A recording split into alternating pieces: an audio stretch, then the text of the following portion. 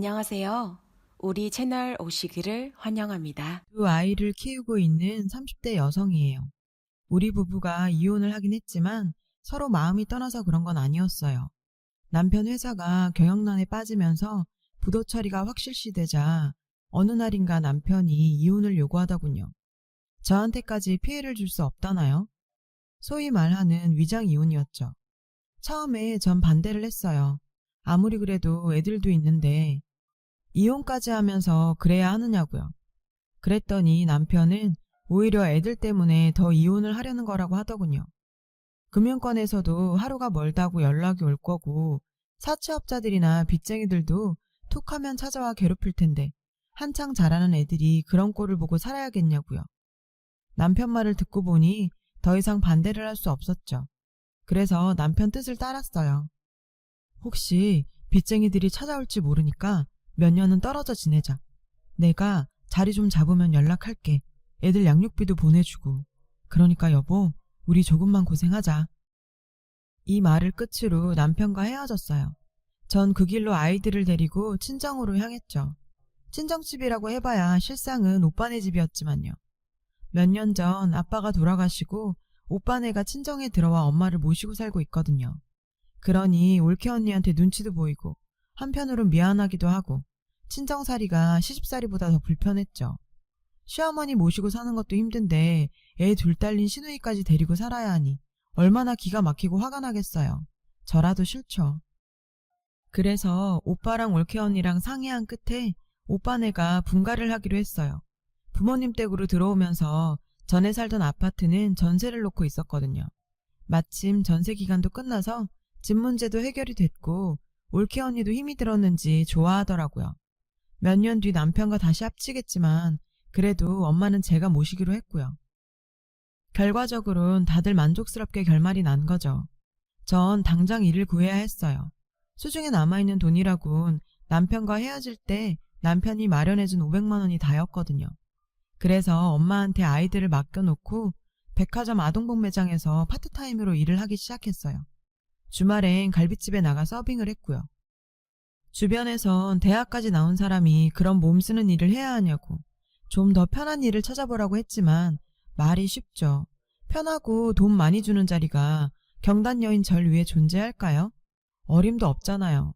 그리고 전 아이들을 데리고 먹고 살아야 한다 생각하니 힘든 거, 창피한 거 생각할 겨를이 없더라고요. 내 새끼 굶기지 않고 먹이고 입히고 살 수만 있다면 뭐든 할 기세였죠. 그렇게 반년쯤 지났을 무렵 제가 일하던 백화점 매장에서 우연히 대학 동기를 만났어요. 몇 년 전 이혼을 하고 현재는 인터넷 쇼핑몰을 운영하고 있다고 하더군요. 플러스 사이즈 여성들 옷을 전문으로 파는 쇼핑몰인데 오픈 당시엔 그런 쇼핑몰이 흔치 않아서 생각보다는 쉽게 자리를 잡을 수 있었고 현재 규모도 좀 커져서 직원을 여럿 두고 있다고요.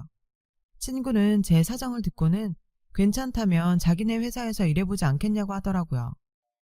직원들이 다들 주부들이라서 애 키우는 정보도 공유할 수 있고 서로 상황을 아니까 편히 봐가며 일하기도 좋다고요. 무엇보다 일하는 시간이 적고 월급이 셌죠. 저는 더 고민할 거 없이 친구 회사에서 일하기로 했어요. 처음엔 일이 서툴러서 실수도 많았지만 크게 어려운 일이 아니라서 금방 적응할 수 있었어요. 얼마 뒤엔 직원들이랑 다들 친해져서 언니 동생하며 지내게 됐고요. 그렇게 2년쯤 지나자 다들 식구처럼 친해져서 애들 학원 픽업도 같이 하고 서로 쉬는 날 애들 데리고 키즈카페나 놀이공원도 같이 다니곤 했어요. 아빠의 빈자리가 조금 아쉽기는 했지만 가족처럼 가까운 사람들이 생겨 그런가 아이들도 구김살 없이 잘 자라줬고요. 그 일이 있기 전까지는요. 여름 히트 상품 덕에 보너스를 두둑하게 받은 직원들은 단체로 제주도 여행을 떠나기로 했어요. 아이들을 데리고 가는 거라 항공권부터 렌트카, 숙소까지 챙겨야 할 게 한두 개가 아니었죠. 그래도 오랜만에 여행이라 다들 들떠서 힘든 줄 모르고 준비를 했어요. 그렇게 들뜬 얼굴로 항공기에 탑승을 했죠. 그런데 앞자리에 떡하니 남편이 앉아있지 뭐예요. 게다가 젊은 여자랑 함께요. 큰애는 못 보고 지나쳤지만 작은 아이가 아빠를 보곤 아빠! 하고 소리쳤죠. 그러자 남편은 귀신이라도 본 사람처럼 얼굴이 하얗게 질려선 냉큼 고개를 돌리더군요. 작은 애는 자신을 외면하는 아빠를 보곤 울음을 터뜨렸어요. 아, 좀 들어갑시다. 그 순간 뒤에서 누군가 소리쳤어요. 우리 뒤로 탑승객들이 줄줄이 뒤따르고 있었거든요. 하는 수 없이 전 일단 작은 아이를 데리고 우리 자리로 갔어요. 그런데 갑자기 앞쪽에서 시끄러운 소리가 들리지 뭐예요. 보니까 남편이 여자와 함께 자리에서 일어나 기내를 빠져나가려고 하더군요. 탑승하는 사람들을 뚫고서 말이죠. 그 바람에 기내가 소란했던 거예요. 승무원은 남편과 여자에게 주의를 주며 자리에 앉아달라고 했죠. 그 모습을 보자 대충 상황을 알겠더라고요. 내가 남편한테 속았다는 걸요. 남편과 여자는 기어이 기내를 빠져나갔어요.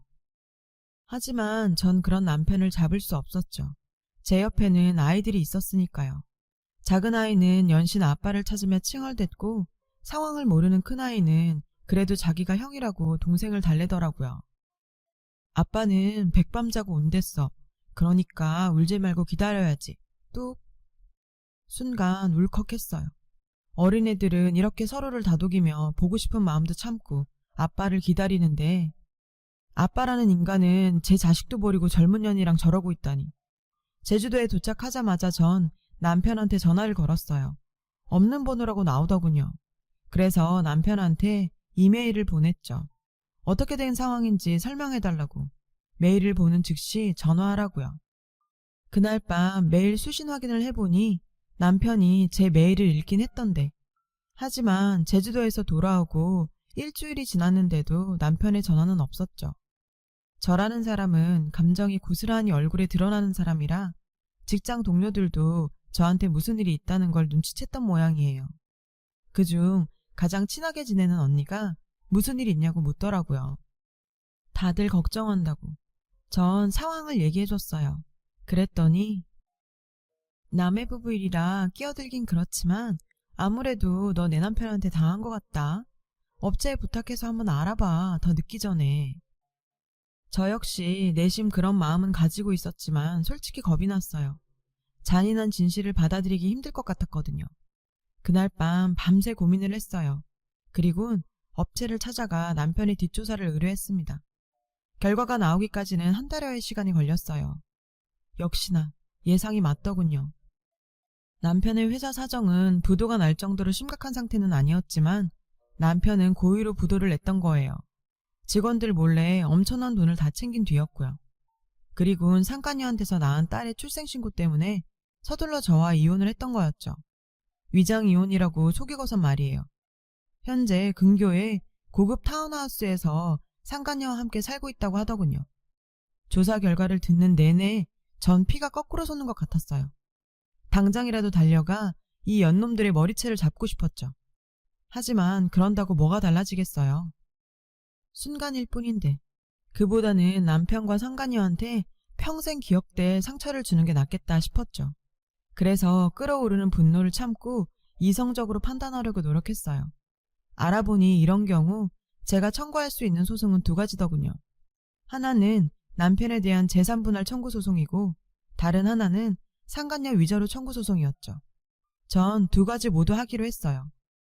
문제는 남편과 이미 이혼을 한 상태고 헤어질 땐 남편으로부터 500만 원을 받았기 때문에 이게 조금 문제가 됐죠. 하지만 법원 판례를 찾아보니 저와 유사한 경우로 남편의 은닉된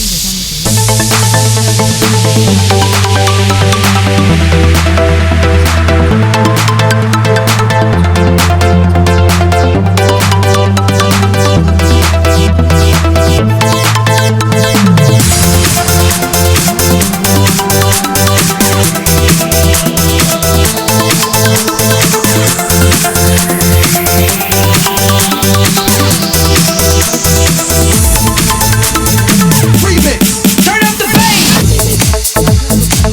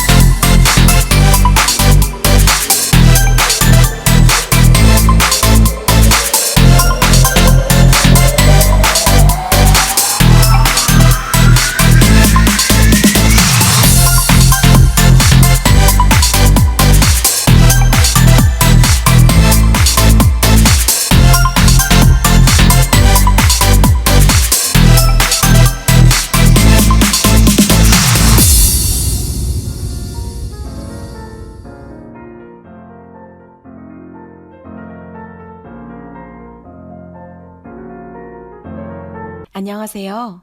우리 채널 오시기를 환영합니다. 지 빤스 한 장 사입을 돈도 없는 년이. 설마 신혼부부 보금자리 대출 받았다는 씨알도 안 먹힐 거짓말 하려는 거면 지금 당장 넣어둬. 그런 개수작에 넘어갈 애가 아니니까. 당신도 알지? 나 당신보다 학벌 좋은 거. 그 학벌은 돈 주고 딴 거 아니야. 니깟 놈이 안 돌아가는 짱구 좀 굴리고 이 자리에 나온 모양인데 어림없어. 게다가 당신 은닉 재산은 이미 똑똑한 내 변호사들이 10원짜리 한 장까지 탈탈 털은 지 오래야. 그 사람들도 많이 털어내야 수입료를 더 받기 때문에 아주 섬세하고 꼼꼼하게 털었으니까 꼴값 떨지 말라고. 여보, 그럼 우리 다 털리는 거야? 어떡해, 우리 집 저 여자한테 먹히는 거냐고. 상간녀는 그제야 상황 판단이 됐는지 남편을 잡고 짜증을 내기 시작했어요. 그러자 남편은 오히려 더 짜증을 내며 아 시끄러. 이봐. 아니 여보, 내 얘기 좀 들어봐. 내가 나 혼자 살자고 이런 거 아니잖아. 누군 내 손으로 내 회사 부도 내고 싶었겠냐? 사실 가만두면 전보다 못해도 굴러갈 수 있는 회사였어. 근데 내가 다 우리 애들 잘 먹이고 잘 입히려고 고의로 부도까지 내가면서 돈 챙긴 거 아니냐고. 피 같은 내 회사 나도 피눈물 흘리며 날렸다. 그럼 내 노고도 좀 알아주라. 어? 나 이 돈 내가 먹으려는 거 아니야. 다 우리 아들들한테 남겨주려고 진작부터 마음먹고 있었다고. 그러니까 변호사 수입료 뜯기지 말고 우리끼리 정리하자고. 뭐?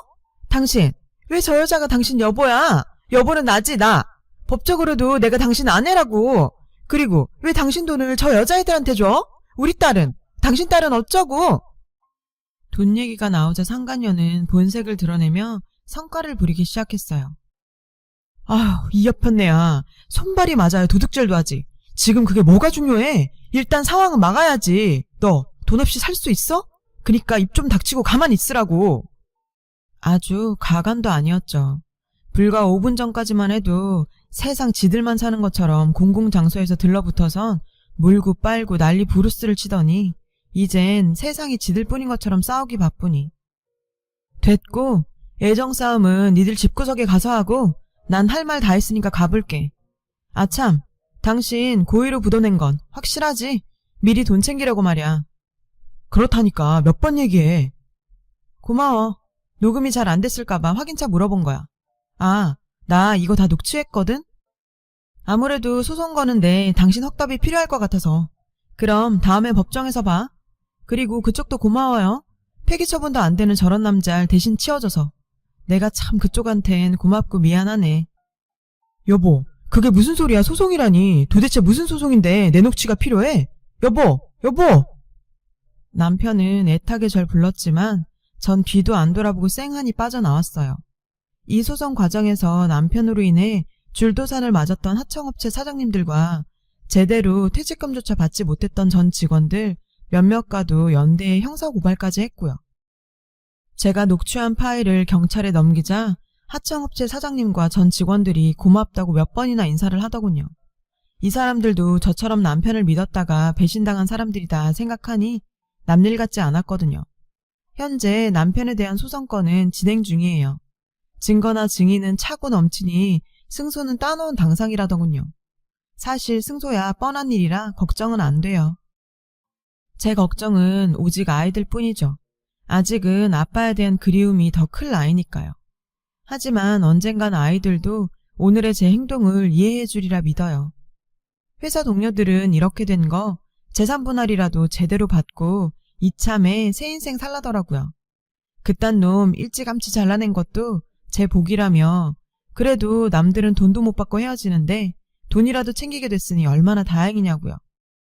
네, 맞아요. 생각지도 못했던 돈도 생기고 좋죠. 하지만 지난 10년간 믿고 살았던 남편에 대한 배신감과 상간녀에 대한 상처는 아물 때까지 시간이 걸릴 것 같아요. 10길 물속은 알아도 한 길 사람 속은 모른다더니 옛말 틀린 거 하나 없어요. 그래도 한때 사랑했고 그래서 가정까지 꾸렸던 남자인데 제가 모르는 이런 모습을 가진 사람인 줄은 꿈에도 몰랐거든요. 여러분은 저처럼 사랑에 울고 사람에 속는 일 없으시길 바래요. 지금까지 제 사연을 들어주셔서 감사합니다. 여러분, 사연 댓글에 응원과 현명한 조언 부탁드려요. 좋아요와 구독은 저에게 큰 힘이 됩니다. 오늘도 좋은 일 가득하세요.